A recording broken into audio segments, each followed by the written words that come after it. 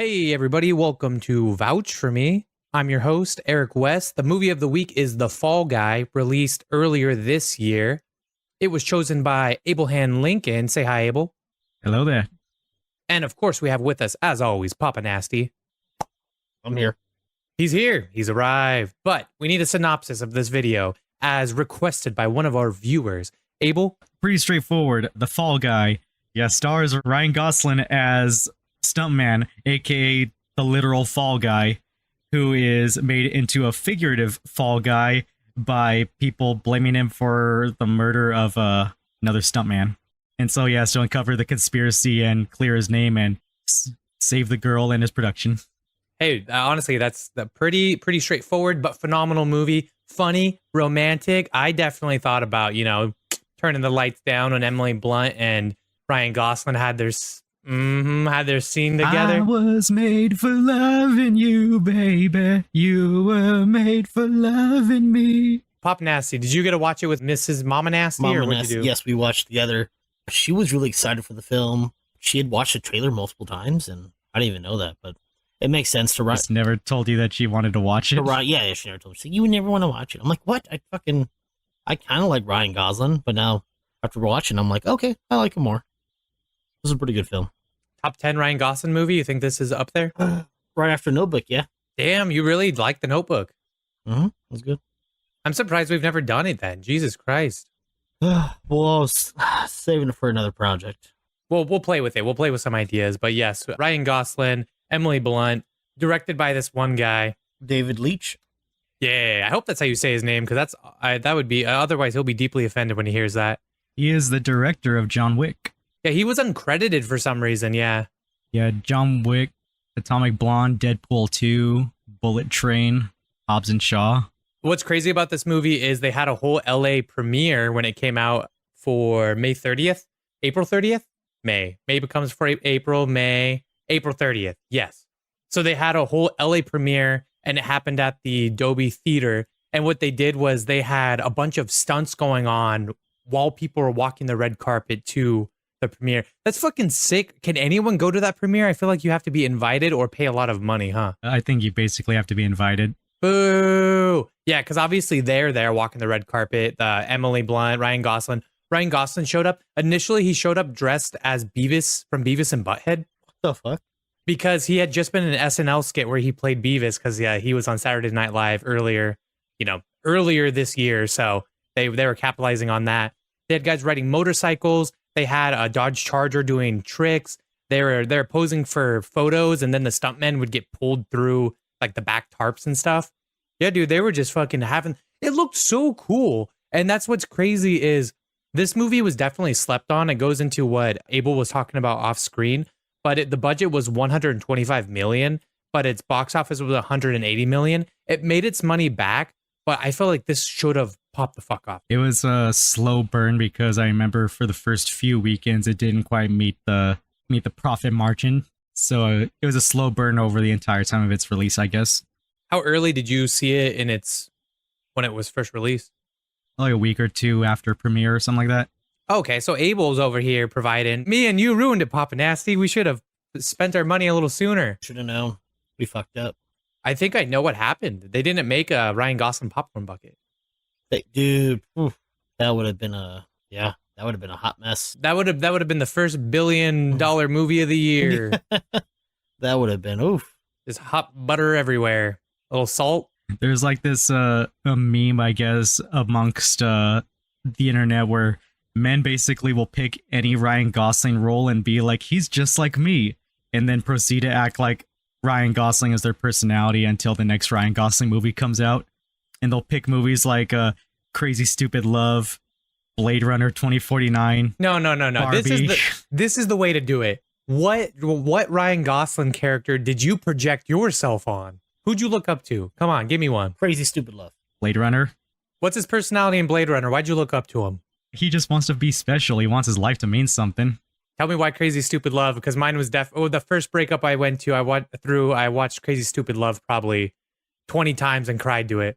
Greatest plot twist in romance history. I forget, did I have that and you gave it to me, or did you have that and give it to me? I think you gave it to me and I never gave it back. Yeah, when I was at a little inside vouchers. We both worked at Safeway back when Safeway had movie rentals, and I worked in the movie rental department and would get movies for free. I got it as like a chick flick to, when the ladies are over, when a future Mama Nasty would come over, would put the film on. Never watched it. Gave it to Eric when he was going through a little bit of a situation, and he fucking fell in love with the movie. Later on, you left it at the house when you moved out. I watched it and was like, oh my God, I can't believe how fucking good it was. You slept on it. Yeah, Abel, good thing you opened it up. Oh, you opened this up. You opened up the Ryan Gosling doors for us. So thank you so much. But yeah, man, the Fall Guy, you and your girlfriend, or is it our other intern? What are we calling her? Dedicated fan. I don't know. Yeah, we saw it together in theaters. We both saw the trailer, but she was more adamant about seeing it than I was, and I was like, you know what? It looks amusing. I like Ryan Gosling, so yeah, I'm down to see it. I like Aaron Taylor Johnson, and my God, he was such a fucking prick in this movie. Was Aaron Taylor Johnson? Was he was the actor? Tom Ryder. He was the actor. Does Tom Ryder do his own stunts? I fucking think so. No, he does. No, he does not. He does not. There it is. Mhm. Well, that's an excellent way to break into the recap. We're going to keep it short and sweet today. Honestly, guys, go out and see this movie. It is a whole lot of fun. And yeah, it definitely caught me off guard. I guess I didn't really anticipate what the movie was going to be about. It's like a John Wick movie, but like it doesn't piss you off, because John Wick movies piss me off. The first one is cool, but after that, all of the male fantasy, I'm going to fight for 25 minutes, but keep a serious tone. Fuck the serious tone. This movie did it so much better because it was comical. It was satirical. You didn't have to take it seriously. It felt more grounded in the rules of this reality. I wanted to add on that's something that like occurred to me in the middle of the movie, right before like the twist comes about. But basically, I was definitely with Colt's character when he was like, "Why do you have a stuntman doing all this shit? I'm just a stuntman. Just call the cops, man." Yeah. it all makes sense in retrospect, knowing the twist. But yeah, What was the twist? There it is. we'll talk about that in the recap. Well, and then it sounds like you are ready there, chap. Rev your engines. One little add-on. At the time of this recording, the movie is available on Peacock with the extended cut with 20 extra minutes of footage exclusive to Peacock. Oh yes, we'll talk about we'll dig into that, because you'll know when it popped up, right? The certain footage. Yeah, there was a few things I did notice were different, but I hadn't seen the original cut since like we saw it in theaters, so I don't know what in full was added on to the movie, but I did notice there were like two scenes that stood out to me that I was like, I don't remember this happening. Cool. Okay, then it sounds like we got something good. We got something set up for us. All right, Abel, take us away. So the movie starts off with like a opening narration regarding just stunt workers, and we get some little behind the scenes footage and archived footage of other movies. I'm actually blanking on some of them that were shown, but yeah, there were quite a lot. And basically it eventually like blends into us meeting our opening narrator, Colt Seavers, played by Ryan Gosling. Ooh. Who is a stuntman, talking about the unsung heroes of movie making. Like, these guys do all the dangerous stuff that the pretty actors are not insured to do, because we can't have Aaron Taylor Johnson hurting his pretty face, so we get a less pretty face to do it for him. I'd argue a prettier face, but that doesn't help in context. No, it's like that one scene in Barbie when freaking Margot Robbie was crying, and she's talking about like, I'm hideous, and then the narrator was like, you know, if the director wanted to make a point, they could have cast anyone else instead of Margot Robbie to say I'm hideous. Yeah, exactly. I don't feel very pretty. Yeah, okay, shut up. I'd kiss you even if you were crying. All right, you want to be crying because I'm kissing you. I'd be kissing you. I'm gonna shut up. All right, anyways. Colt has an unfortunate accident, and it basically retires him from his job prematurely. And it sucks too, because you can tell that he's a natural. He's master. He's good at what he does. Also, he has a relationship with Emily Blunt's character, who wants to be a director, but currently she's working camera for the current director, who becomes a producer later. Am I mixing that up? I think it was just a random director because the producer was always a producer. Oh, okay, there it is. Gail was basically also Ryder's agent. Yes. So Colt is Ryan Gosling. He was Tom Ryder's or Aaron Stuntman. Aaron Taylor Johnson. Yeah. Yeah, look at all these names, guys. We're so fucking good at this. But fucking Ryan Gosling gets into a horrible accident, and then it's a cut to 18 months later where he went off the grid. Nobody knows where the fuck he is. He grew out his facial hair, and he said, "Fuck it, I'm gonna become a valet because I feel like a worthless piece of shit." And you know what, boys? I don't know, but I feel like I might project onto this version of Ryan Gosling because boy, oh boy. You know, what I did like is, like, clearly this guy invested and saved his money from his time as a stuntman because there's no way a fucking valet in Hollywood can afford a place by himself in LA. Now, he definitely saved a bunch of his money. The valet job is probably just to keep, like, a steady side income as he just tries to live his life because now he's basically a hippie or something. He's like, I'm just trying to live my life, man. You know, I'm done with all that. Yeah, he's just eating burritos and chilling, like all the burritos that he wants. Which reminds me of Eric, because late at night he'll call me drunk as shit and talk about he's just got some Taco Bell and we're going over some jokes or like things for the podcast. Dude, I remember the saddest I ever was. I was watching The Punisher when it was on Netflix, just in my fucking underwear. And I had just gotten out like a 6-pack of those Monterey burritos. I don't know what the fuck they were. I just got them all on one plate with some hot sauce in my chonies. It's like fucking 1 PM. All the blinds are drawn. I just start crying randomly during an inappropriate scene that's just them fighting, and I'm just, why am I crying right now? Anyway, so I relate to Ryan Gosling, okay? I relate to him so much in this scene. Guy who hit rock bottom. Which one, the Netflix one or like the Netflix one, yeah. But anyways, so yeah, he's working as a valet, and somebody recognizes him, and so we kind of get like a little bit of a title drop because he's like trying to tell his date to like, hey, look, it's the fall guy. And yeah, clearly he's like not about it because this guy's like trying to seem like a fan, but also seems like he's kind of making fun of him too. He's like, man, you used to be an awesome stuntman. Why do you doing working here? I'm like, bro, you know I'm working here. You saw like the news articles. I had a fucking accident. So why do you keep pressing this?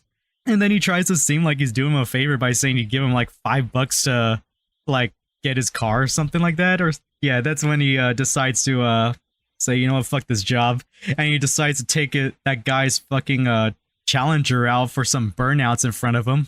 It's a rental. Yeah, and then the guy yells, "It's a rental." Yeah, you have it, you got it. But now the girl's amused. Like, I guess the guy's a fucking dickhead because that girl had a smile on her face the whole time. Cold's doing burnouts in the parking lot. Luckily, and shortly after this, because I imagine he probably lost his job, but we don't know.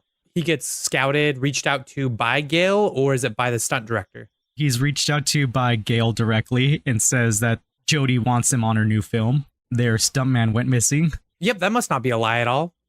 Yeah, no, he was like dead ass telling her, no, I'm done with that kind of line of work. And then she was like, Jodie asked for you. Then he just sits right back up and he's like, say less. And he's already on his way there. Yeah, he gets his ass over there. And I think one of the first stunts he has to do is the car flip. He has to roll a car.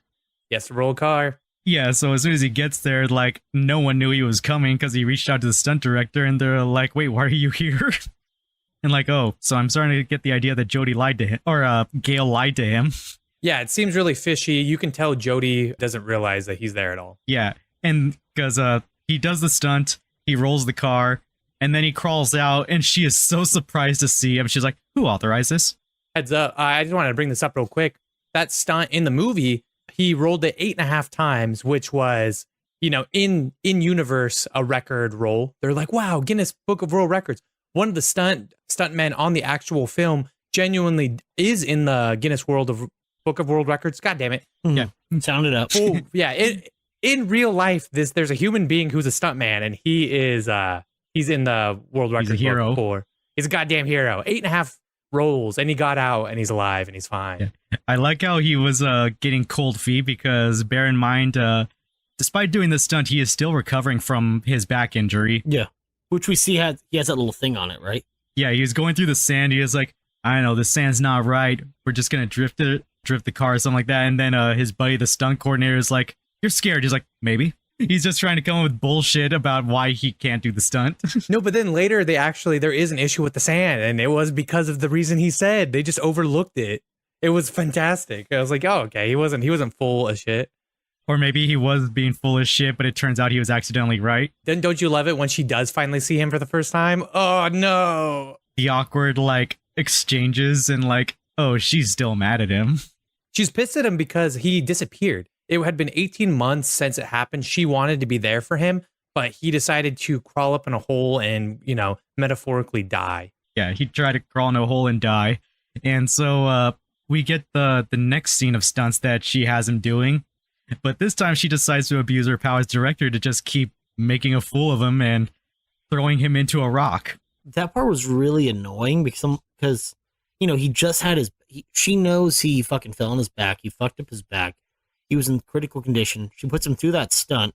And then the whole time it's just like, you hurt me, my feelings. I got my revenge body. I went out and become a hoe. And it was like all these things, like, she went and proved herself because he's a piece of shit and he's a guy.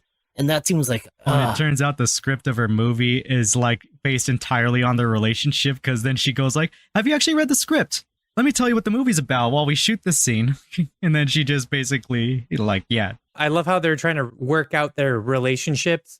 They're trying to work out the terms of their relationship by talking about the script of the movie. Yeah, that was a nice little touch. And I like how everyone can tell this is basically a lover's quarrel, because you could tell at some point everyone kind of just stopped doing their jobs because they know she's just going off on him. Like, no one's really operating the camera or anything. They're not shooting this. Papa Nasty, to your point, a movie will never be interesting if the two people in the movie completely understand each other emotionally. So they both have to be up in arms about their side. Yeah. And they have to be very offended. Although I agree with you, I'm like, dude, he got into a horrible accident and now you're throwing him against a fucking rock, for like Looney Tune-esque effects. Mm-hmm. Yeah, it was a very cringy scene. I was like, oh no. But that was just like my only complaint of the film overall. He goes through a lot of shit in this movie considering he recovered from a back injury. There's so many things that, honestly, the guy's like made of iron. Yeah, dude's man of steel.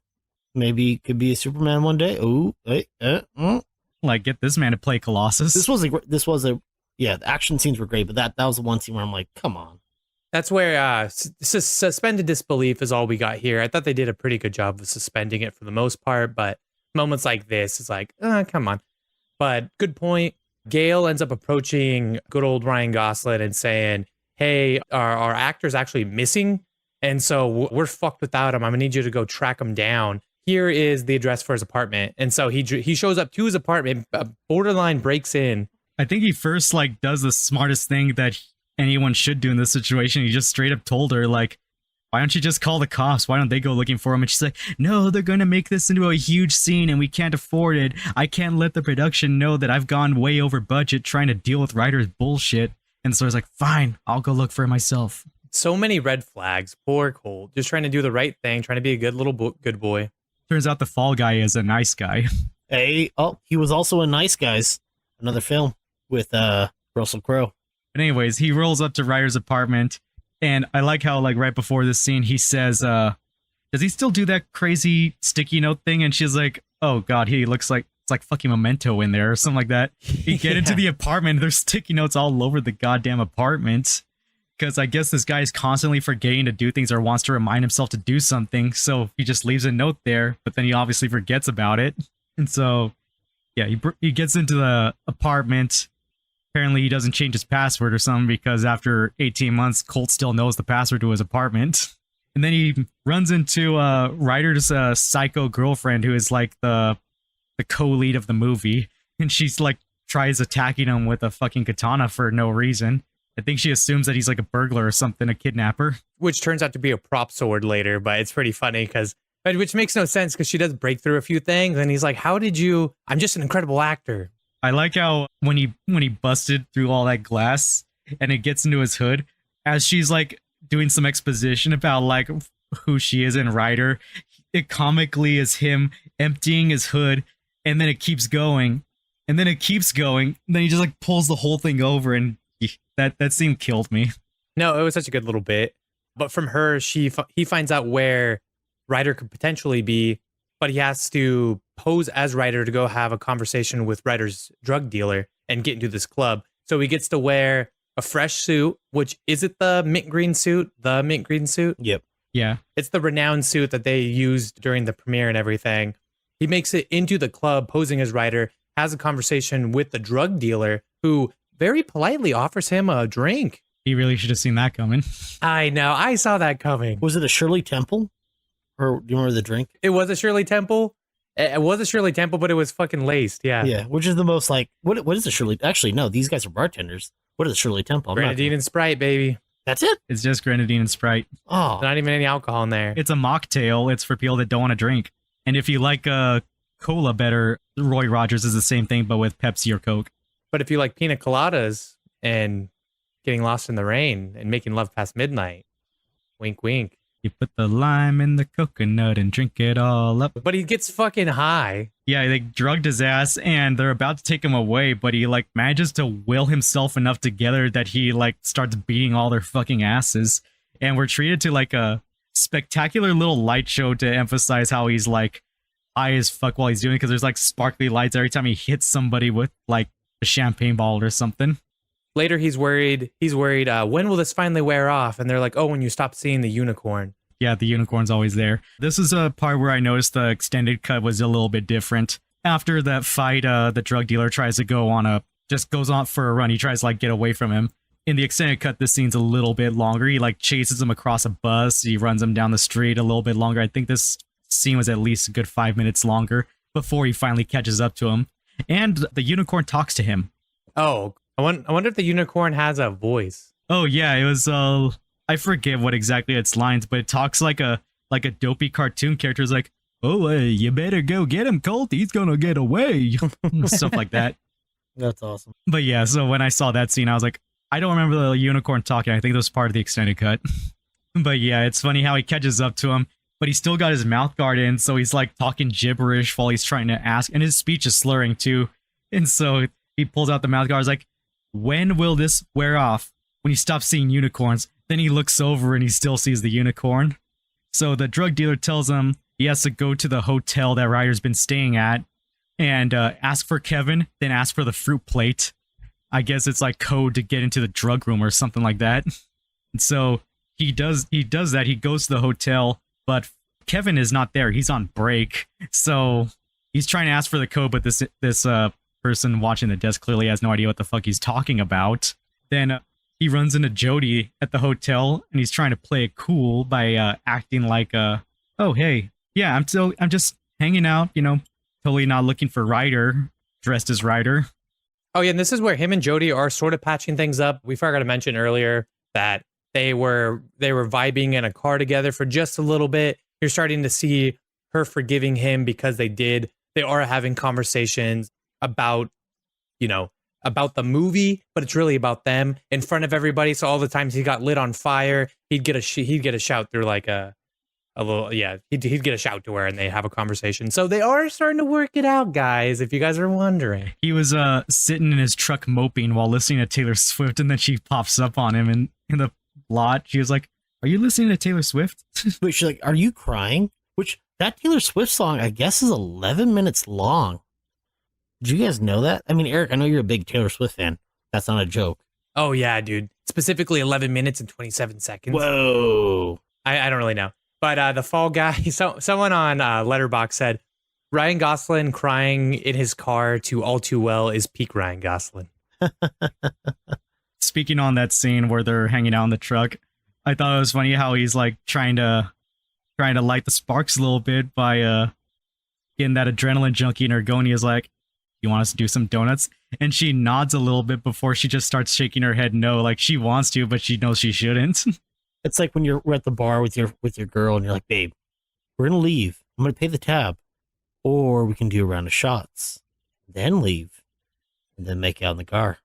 And then you do those shots and then you forgot what you chose to do because you're blackout drunk. Yeah, and then we just make out in front of the Uber guy, and then it's really weird. And then it turned out you actually just got into a stranger's car and you're making out in front of poor Kevin over here. In front of Abel, and Abel has to take us home, and then you make out with Abel, and then no. he doesn't call you for a week. No. Oh, no. All right. That's his fan fiction, everybody. But back to the hotel. He ends up getting into the room that they had, that's the fruit plate. and he finds a body on ice in the room. Oh, fuck.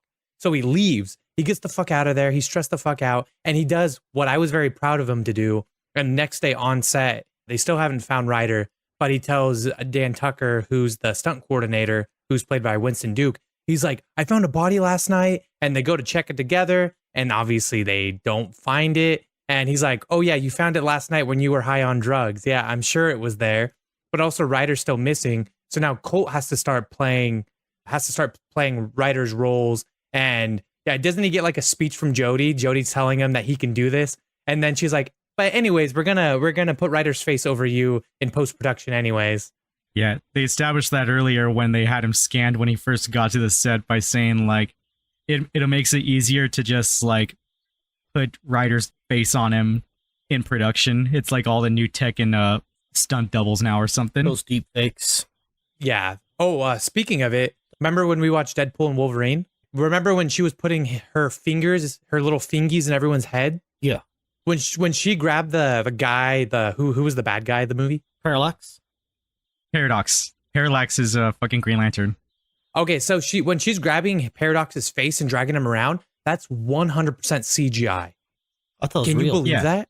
It looks so real. Not at the very least I figured like prosthetics or maybe like some combination of like imposing his actual face over an image. Nope, that was 100% CGI face. Yeah, no, it was creepy. It was creepily good. Yeah. When she'd mind fucked them. Yeah, so that's why in this context, I'm like, oh, okay, they really can. They can have a completely different person play someone's role and just impose their face over them. Well, we've seen that technology since fucking Captain America, First Avenger, where they put Chris Evans' face over that little skinny guy. Oh, you're right. It looked really bad back then, but now it's like now compare the two. Yeah, 9-day difference, but for the time we're like, oh my god, Chris Evans is on crack. They end up getting wrapped up with filming for the day, and Jodie's like, "Hey, don't you want to go do some karaoke with me tonight? Ha, we're all gonna go." He's like, "I'll be there, babe." But then he gets wrapped up in some debacle, right? Yeah, more Gale business trying to find Ryder. Mm-hmm. He runs into that one woman who has the phone, the infamous phone. His assistant. Yeah, I believe so, because they've been led to believe that Ryder's got important stuff on his phone and like they want it back bad. And that's where we meet Jean-Claude. Okay, so it seemed like Gale wanted him to leave, but he's adamant that he could find Ryder. So he tries to track down Ryder's assistant and the phone, and that's when the goon squad shows up to try and catch Colt and the assistant, hijack a tow truck and shit. And they also meet the dog. Yeah, he only responds to commands in French or something like that. Oh, you really have... It's a nod to Jean-Claude Van Damme, ladies and gentlemen. The only Jean-Claude I know. They have an epic chase. Actually, Jean-Claude was also another character in Taken. He's the dirty Frenchman agent guy that does not help out Liam Neeson's character. I remember that. Can't trust the Jean-Claude. While they're going through this epic chase of the goon squad trying to track down old Ryan Gosling and then the assistant, Winston Duke or Dan Tucker, he is at Ryder's apartment trying to find the passcode for the phone. And luckily they all exceed in everything they're trying to do. They get away for the most part. Do they get to the... It was kind of comical that chasing happens to pass by the karaoke bar. It was sad. I was like, just look out the window. Well, obviously she wouldn't have known. And he shows up late to the karaoke party. Everyone's gone, but him and Tucker decide to go break into the phone and then find out what's so important that these guys want this phone. And we find out exactly what it is. Abel? It turns out the dead guy he found was the former stuntman. Ryder killed him on accident because he got pissed off that he was made fun of in front of all his rich friends that he doesn't do his own stunts. So he does his own stunt. He kicks him in the chest. Who is he fucking fooling, though? Like, everybody knows that he has a stuntman. Everybody watches him on the set not do his own stunts, so why does he still keep lying to these people? On one of the magazines, and looks like, well, that's what he tells the fucking stations, or that he lies to people. He lies to people, and it says in the magazine, I can't take credit for this, but New Rock Stars pointed out, they said that you see one of the news articles, magazine articles, that he does his own stunts. like a hint to like, Tom Cruise has his own stunts and Everybody else in production knows he doesn't, but according to the whole wide world, as far as they care, Tom Ryder does his own stunts. So he kills a man in cold blood, unintentionally, but he does. He kicks a man in his chest. The dude does the classic CSI thing of falling, hitting your head on something, and then immediately dying. Breaks his neck. Breaks his He fucking neck. broke his neck on that table or something. And so that's actually who was in the bathtub earlier on ice. That was Henry, the stuntman Henry. Poor Henry. So now he's in a pickle. And so what the fuck is he supposed to do? So he talks to Gale, the first person he thinks of. And, we don't find this out quite yet, right? It's kind of obvious because Gale's setting something up while Ryder's in hiding. That exposition happens a little bit later after the goon squad shows up at the apartment. And then Colt gets captured. Then we get the reveal that, like, Ryder's been hiding in the fucking yacht this whole time. That was, like, right down there. He's been there the whole time. He's got him tied up, and he basically walks him through, the exposition. And they're like, the only reason you're alive is because, we need the phone from you. And then he's like, okay, you're not going to believe this, but when he was attacking me, he shot the phone and destroyed it. And he's like, really? He's like, yeah. Man bun over here fucking shot it out of my hand. And then they're all laughing, and he's like, okay, that you were right. That's the only reason you're alive. Okay, kill him, guys. But they start dumping gasoline on him, and then he starts screaming for help. And you're like, what? Okay, wow, he was so tough, but now he's screaming for help. So the guy starts dumping gas in his mouth, and you're like, oh, that's kind of fucked up. And so when they go to light him on fire, he kept all the gas in his mouth, and he blows it on them to escape. And I'm like, what a fucking genius, dude. That was pretty good. I want to add on, there's a little extended cut stuff here. So when he's giving that whole exposition about, like, first thing he did was call Gale. He was like, yo, I fucked up, blah, blah, blah. Well, anyways, during this scene, he's trying to play, like, the menacing villain mastermind. And so he's all like, and we got a problem, man. Like, we've got witnesses. Can't have people talking. And so it turns out he brought the fucking drug dealer there, has him killed. Like, they put a bag over his head, grab him away, and then you just hear a gunshot go off. And then he was like, and it's a shame you had to bring Kevin into this too. And so they fucking kill Kevin too. And yeah, the whole time Cole's just like, bro, are you out of your fucking mind? Wait, remind me who Kevin was. The hotel concierge. Oh, that's so sad. Damn. But really, like, someone that really didn't deserve it. Gale is really the big bad, man. She is the... Yeah, no, he's calling out Ryder for that. He's like, you did not need to kill any of these fucking people. None of them were going to fucking talk anyways. And then he's like, it's a shame that we had to kill Kevin because I liked Kevin. Like, if you liked Kevin, then you wouldn't have fucking killed him, bitch. We also learned that Ryder was behind Gosling's fall and that he purposely did that to him because he was getting jealous of all the recognition that Colt was getting.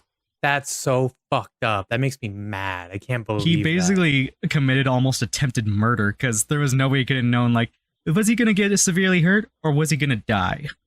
So at this point, Gosling, he hops in a boat. He, some cool antics ensue. He goes around to the whole lake and he fucking crashes the boat. He fakes his own death. Everyone thinks he's dead.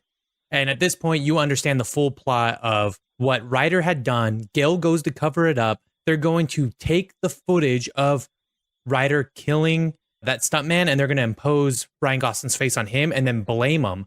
But there's original footage somewhere, right? Not anymore. But oh yeah, the footage is destroyed. Yeah, they're fucked, dude. Oh, now they're screwed. Yeah, the only way they can get this to come clean is if they make Ryder confess. And so Ryan Gosling shows up on set after Gale has kind of broken the news to Jodie and said, I'm so sorry, you're going to find out some horrible things about him. I guess he wasn't the kind of person you thought he was all along, blah, blah, blah, blah, blah. And Jodie's like, no way. And then this movie this whole time was like a Star Wars Dune looking movie, which is fantastic. It was like some weird mix of Mad Max and Dune. And so Ryan Gosling shows up in one of the outfits with like a silly voice changer, and she just starts beating the shit out of him. And I love it so much. I wanted to add on something about the boat chase. I like that it establishes early on how skilled he is at driving the boat because he said he could do his Miami Vice stunt with his hands tied behind his back. And that's exactly how he got away on the boat. He drove the boat with his hands tied behind his back. He was not bullshitting. So now Jodie and fucking Emily Blunt and Gosling have to conspire together to try and get them to confess. And so she talks Ryder into doing his own stunt, if you will. But Gosling is in the car with him. And luckily, they established this early on as well. Tom Ryder always forgets he's mic'd up, and he always says stupid shit all the time. And so they're like, if we just get him in like a high octane situation where he's scared as shit, he's going to crack. he's going to spill his beans. Why'd you spill your beans, Ryder? Why'd you spill your beans? Yeah, so he hops in the car, he takes him for a fucking joyride, and then the goon squad realizes, oh, hey, Colt's alive, so they all hop in their fucking SUVs and try to go after him in this epic chase scene, all while Ryder is losing his mind, telling him to stop the car. And eventually he confesses because Colt's gonna do like this like long gas car jump that, according to the movie, like no one's ever done a jump like this before. And so he's like freaking the fuck out. So he confesses, and then he tries to say like, this is entrapment. He's like, you're the one wearing the mic, dipshit. I love that. Yes, exactly. This was, you consented to putting this mic on earlier, you moron. The whole time the goon squad is chasing them, Dan Tucker goes full fucking stunt coordinator, and he's basically like, you're on my turf now, bitch. And he just fucking blows them up left and right. Ooh, that was so good. Yeah, they had the freaking of the VFX team already. They got like their own like mini freaking guerrilla warfare unit out there with the explosive planted all around the set. Dude, it was so fucking good. But at the end, although they confess, they have it on tape. And so Gail steals the tape. She plans to get in a helicopter with Tom Ryder and escape and destroy it and say, you're a liar. I don't know what you're talking about.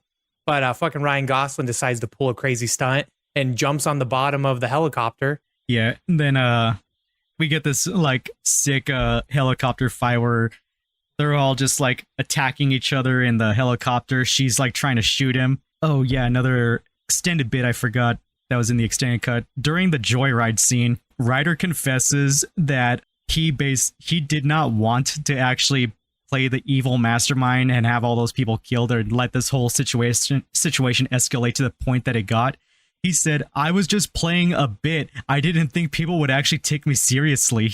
So the reason why all these freaking the goon squad like turned into mercenaries is because they think Ryder really is like this brilliant evil mastermind and they're about it. Like, no, I was just acting. Did you guys notice in that fight scene that Eric's beats shit? No, in the fight scene, he never he never hits Gail. Gail's fucking hitting him. She's hitting him with the fucking gun.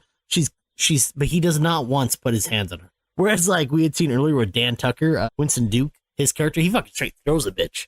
But I thought that was kind of cool that Gail did not hit her once. But I was like, still kind of like, she's the mastermind that ruined your life. At least give her one good hit. Like, I don't know. I thought that was kind of funny. I don't know if you watched. That's a good point. Yeah, he's a nice guy. What's the wrap up of the movie, though? Yeah, I wanted to add, so he confesses in the car chase that him playing the evil mastermind was him doing a bit. And it explains basically a characterization plot hole I noticed when I saw the original cut in the movie. I was like, so let me get this straight. He tries to have Colt murdered by covering him in gasoline and light him on fire. But then when they're hanging out in the helicopter, he refuses to shoot him because he says, he's the best stuntman I've ever had. I'm like, wait, why do you hesitate to kill him now? Like, oh, because this time he's not acting like an evil mastermind. He doesn't actually want to kill Colt. He never did. And then he directly has to do it. Like, he has to pull the trigger. Yeah, and so that's why he's like, I'm not fucking shooting him. So he doesn't shoot him. He gets his hands on the tape, jumps out of the plane. Well, first off, he gives her the fucking finger because Gail's about to shoot him. He is like, it's empty, Gail. She starts trying to unload on him, and the gun's just clicking empty. Gives her the finger, and then he dramatically falls off the helicopter. And I was like, what a fucking G. That was a great scene. Yeah, and then I Was Made for Love, and you starts playing again. They save him. Him and Jodie patch things up. They finish the movie. And they recast Ryder. And all they have to do is put someone else's face over him. Yep, they recast Ryder with Jason Momoa. That was awesome. Now, I forgot about that. I thought it was funny that his appearance was foreshadowed earlier in the movie when they're going through Ryder's apartment. And Ryder wrote a note reminding himself, like, is it spelled Momoa or Momoa or something like that? And like, I didn't realize Jason Momoa was going to be in it. I thought that was just like a shout out to his actor. Yeah, I think Jason Momoa is thickening up. I don't know what role he's going to play, but he was looking thick. He was looking like a big boy. Did you see the difference between the two? I was like, Jesus Christ, he's been putting on some muscle. A little bit of fluff, Yeah. but a Did lot you of guys muscle. see the post-credit scene? No, Yeah, what was it? Yeah. The post-credit scene, do you want to take it away, Papa Nasty? Explain to Eric? It was all the stunts, the actual stuntmen that were doing the stunts and how they did them and all the craziness and all the how they did them and how wild it was. And there was like, what, 5-6 different stuntmen? I believe so in total. Oh, yeah. Oh, but the post-credit scene, That was like the ending credits. Oh, so instead of they changed out to Jason Momoa leading the charge instead of what's his face's character. So Jason Momoa is leading the Dune fucking Cowboys versus Aliens fight, and it's just hilarious. Oh, I was gonna say the post credits scene was Ryder died. He was trying to call people with his cell phone, and he wanders to where the explosives are, and his cell phone signal sets off the explosives and kills him. Oh my! I thought that was beforehand. Oh yeah, you're right. Yeah, Ryder fucking straight up dies, which is kind of sad because you think about it, he was just like a stupid goon. He's just a jackass. Yeah, and like if anyone should have died, it should have been Gail's character, but no, she fucking. But he still deserved to go to prison. I hope Gail's in prison. Yeah, no, Gail will like hate prison because she's like a spoiled rich bitch. She will hate having to just be poor for the rest of her life. Well, I think anyone would hate prison, Abel. Let's not find out the hard way. But I did want to bring up the part that one of my favorite pieces of dialogue was between Ryan and Emily Blunt when she's like, "Okay, we're gonna do this plan, and then you're gonna get to them," and then he's like, "And then I gotta beat the shit out of him." Or what does he say? I gotta kick his ass. But he says it like 4 or 5 times, and then I kick his ass, and then I beat his ass. Yeah, he keeps saying, he's like, no. But can he whoop me though? Yeah. No, you get the evidence, and then and then I kick his ass. No, okay, you don't do that. It's so great. And then also I did want to talk about the resolution between Jody and Colt. The resolution, the conversation they had eye to eye, man to woman. What the hell is going on? Why was she offended? She was offended because he disappeared. She wanted to be there for him, but he cut her out of his life, basically. He cut her out of his life. And I understand where she's coming from, but he has the retort, and I completely understand where he's coming from. He's like, you wanted to take care of me, and I didn't feel like I deserved to be taken care of. I didn't even want to take care of myself. Although this whole time as a stunt double, it's always thumbs up. I'm okay. But for the first time ever, I was not okay. And I felt like a failure. I felt like my value, I had no value. And that's why I had to curl up and just hide away from the world. You know, he lost his entire. And so she finally understood where he was coming from. And then it makes it seem really fucked up, all the shit she did to him in the last, this whole movie. But he doesn't hold it against her because he loves her and knows she had every right to feel the way she did, just like he had every right to feel the way he did. And they're going to go to the beach. They're going to drink some margaritas. Spicy margaritas. Dude, all these lines sound like Papa Nasty lines. It's crazy. Boys about to drink all the spicy margaritas. Let's go make a baby. I know, back to back, dude. These movies are really trying to get us. Mm-hmm. On the nasty meter. The nasty meter, yep. All the people on Letterboxd are pretty funny. It's not too crazy, but so this is how Dune was made. It's funny because Letterboxd reviews are genuinely good when the movie's a genuinely good movie. That's not even that comical. It's like it reflects on people's opinions of it or something. They added the scene where Colt cries in the car while listening to All Too Well by Taylor Swift, so even girls could have their own, literally me, Ryan Gosling moment. Yep, now the girls aren't left out. Not anymore.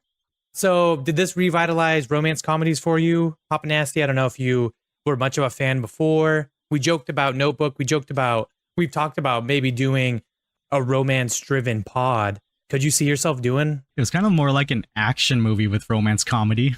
I like the romance. I think it's a healthy mix of the two. I mean, I would argue a little bit more action, to agree with Abelham Lincoln. But there was some good romance. There was that chemistry. There was that stuff going on.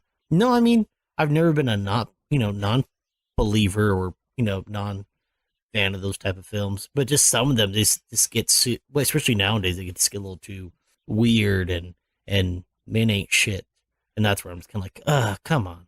Can we just agree that, there are some toxic males and some toxic females without deep diving into that stuff? Hey guys, so that was a Fall Guy. Thank you, Abel, so much for picking that movie. And I need to hear you there, Abel. Go ahead and ask us the big question. Do you guys vouch for me? I vouch for you. I vouch for you. 100%. I would roll a car. 8 times and a half. Mm-hmm. Okay. For you, just because you wouldn't have to ask me to fall because I've already fallen for you, baby. Okay. Not bad. Watch, Marry, Kill. What are we thinking? I'll give it a Mary because if I watched this movie when I was 17, I'd watch it every night before I go to bed. You'd probably make it your personality like the Ryan Gosling memes. That's how it goes. I'd say I'd marry it as well. I would probably watch this movie just multiple times. Papa Nasty. I'd give it a marry. He'd give it a Mary. Abel would watch it multiple times. I love it, dude. He would just take it nice and slow, and then he'd watch it, and then he would watch it again, and then bam, he'd watch it one more time, and then he'd be all sleepy afterwards. It'd be great. What's he doing while he's watching this film? Just like I made Pulp Fiction my personality when I was in high school. No way. Which character? Say what again? You know how many times Abel told me that? And you'd always do it full volume and just like alarm me. Which character? Any one of them, but mostly Samuel L. Jackson because he has the best lines in the movie. You want to do a little bit for the vouchers? You want to do it?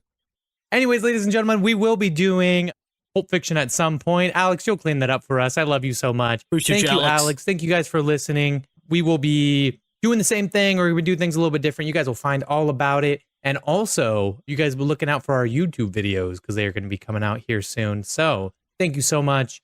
Like, comment, subscribe, leave a review. Love y'all. Love you guys. Thank you. Bye. Bye.